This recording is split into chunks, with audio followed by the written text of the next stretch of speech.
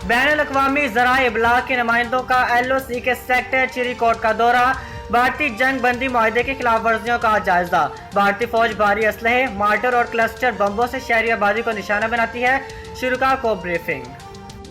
बाहर कह रहे थे तो इंडिया वालों ने डायरेक्ट वहाँ पर गोला मारा था और हमें लगी थी। यहाँ से बुलेट लगी थी और यहाँ से बाहर निकली थी और मेरी ये दाएं आँख ज़ाया ख़त्म हो गई है। इंडिया वाले जुल्म करते, फायरिंग करते, बहुत जुल्म। कुरान ख़वानी के लिए दर्स के लिए बच्चे सब इकट्ठे हुए थे तो वो पढ़ रहे थे।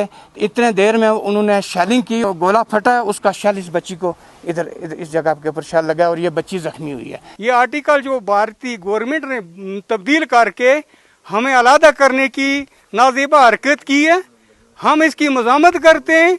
हम कल भी उस कश्मीरी भाइयों के साथ है, आज भी हम उनके साथ हैं।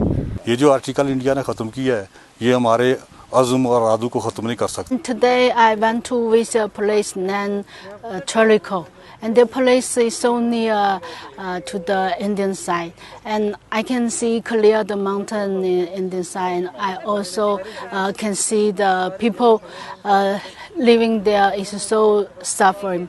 It's for the fire from the Indian side. This time I'm more clear for the situation of the LOC and more understand the people living under the dangerous situation.